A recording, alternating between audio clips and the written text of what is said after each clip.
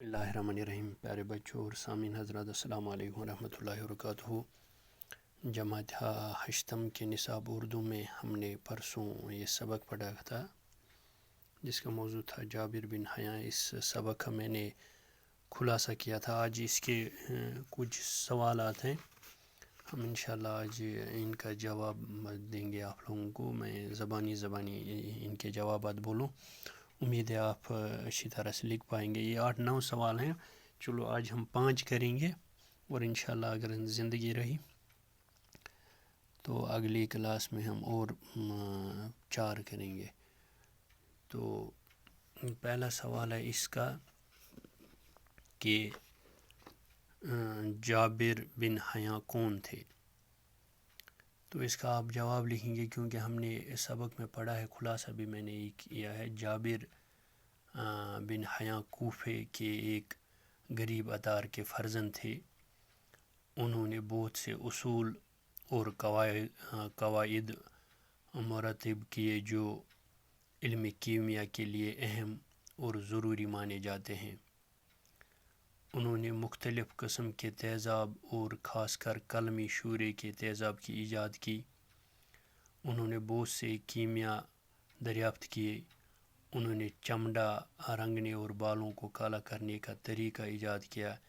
انہیں علم کیمیا کا بابا آدم مانا جاتا ہے۔ تو آپ یہ جواب لیں گے۔ تو جابر بن حیاں کون تھے؟ تو یہ آپ ایک بار پھر میں دہراتا ہوں اس کا جواب، تو آپ اچھی طرح لکھیں گے اس کا جواب۔ جابر بن حیاں کوفے کے ایک غریب اتار کے فرزند تھے، یعنی اتار مینز عطر بیچنے والا، وہ عطر کا کام کرتے تھے۔ تو حیاں کے بیٹے تھے، اس لیے جابر بن حیاں ان کا نام تھا۔ تو آپ لکھیں گے جابر بن حیاں کوفے کے ایک غریب اتار کے فرزند تھے۔ انہوں نے بہت سے اصول اور قواعد مرتب کیے جو علم کیمیا کے لیے اہم اور ضروری مانے جاتے ہیں۔ انہوں نے مختلف قسم کے تیزاب اور خاص کر قلمی شورے کے تیزاب کی ایجاد کی۔ انہوں نے بہت سے کیمیا دریافت کیے۔ انہوں نے چمڑا رنگنے اور بالوں کو کالا کرنے کا طریقہ ایجاد کیا۔ انہیں علم کیمیا کا بابا آدم مانا جاتا ہے۔ تو یہ جواب لکھیں گے پہلے سوال کا، جابر بن حیاں کون تھے۔ تو دوسرا سوال ہے جابر بن حیاں کی تعلیم و تربیت کہاں ہوئی؟ تو اس کا آپ جواب لکھیں گے جابر بن حیاں چھوٹی ہی تھے تو ان کے والد صاحب کو کسی جرم کی پاداش میں پھانسی کی سزا ہوئی۔ اب ان کی تربیت کی ذمہ داری ان کی والدہ پر آئی۔ ان کی والدہ نے انہیں دیہات میں کسی رشتہ دار کے گھر بھیج دیا۔ دیہات میں انہیں معمولی سی تعلیم ملی، لیکن یہاں کی آزاد فضا میں اس کی حس تجس اور عقل کی تیزی پروان چڑھی۔ کچھ سال بعد جابر واپس کوفہ آئے، جہاں تعلیم کا ماحول اچھا تھا۔ یہیں ان کو اچھی تعلیم ملی۔ انہوں نے تجربے کر کے مزید علم حاصل کیا۔ تو یہ آپ تعلیم و تربیت کہاں ہوئی، اس کا جواب آپ لیں گے کہ پہلی تعلیم و تربیت ان کے دیہات میں ہوئی، کسی رشتہ دار کے یہاں ٹھہرے تھے وہاں ہوئی، پھر واپس کوفہ آئے اور جہاں انہوں نے اعلیٰ تعلیم حاصل کری۔ تو اس کے دوسرے سوال کا آپ جواب یہی لکھیں گے جابر بن حیاں چھوٹی ہی تھے، ان کے والد صاحب کو کسی جرم کی پاداش میں پھانسی کی سزا ہوئی۔ اب ان کی تربیت کی ذمہ داری ان کی والدہ پر آئی۔ ان کی والدہ نے انہیں دیہات میں کسی رشتہ دار کے گھر بھیج دیا۔ دیہات میں انہیں معمولی سی تعلیم ملی، لیکن یہاں کی آزاد فضا اس کے حس تجس اور عقل کی تیزی پروان چڑھی۔ کچھ سال بعد جابر واپس کوفہ آئے، جہاں تعلیم کا ماحول اچھا تھا۔ یہاں ان کو اچھی تعلیم ملی۔ انہوں نے تجربے کر کے مزید تعلیم حاصل کی۔ تو تیسرا سوال ہے جابر بن حیاں کا کیا نام تھا اور وہ کیا کام کرتے تھے؟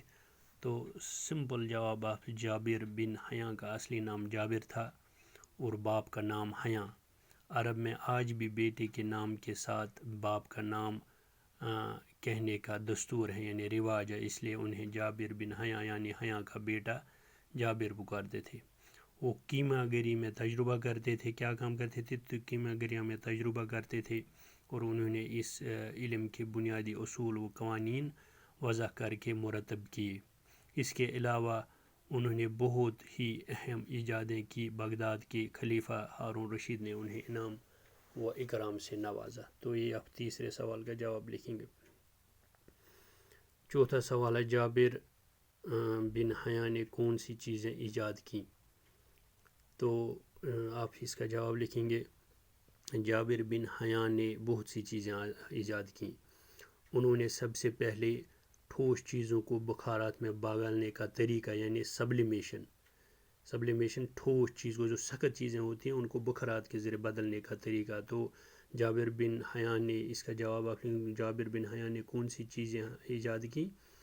تو چوتھے سوال کا جابر بن حیاں نے کون سی چیزیں ایجاد کی، تو آپ جواب لکھیں جابر بن حیاں نے بہت سی چیزیں ایجاد کیں۔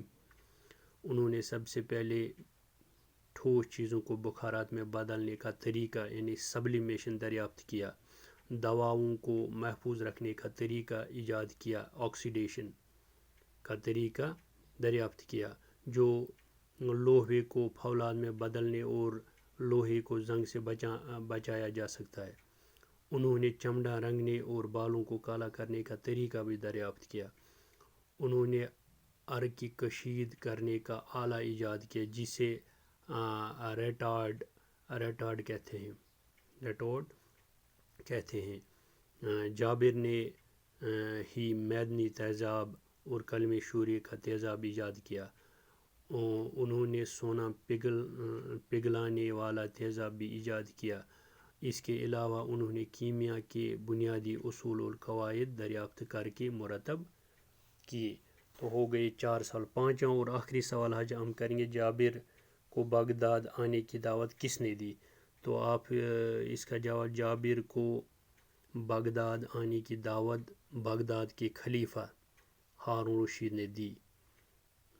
جب جابر وہاں آ گئے تو اسے خلیفہ نے انعام و اکرام سے نوازا، یعنی ہارون رشید نے انعام و اکرام سے نوازا، انعامات بھی دیے۔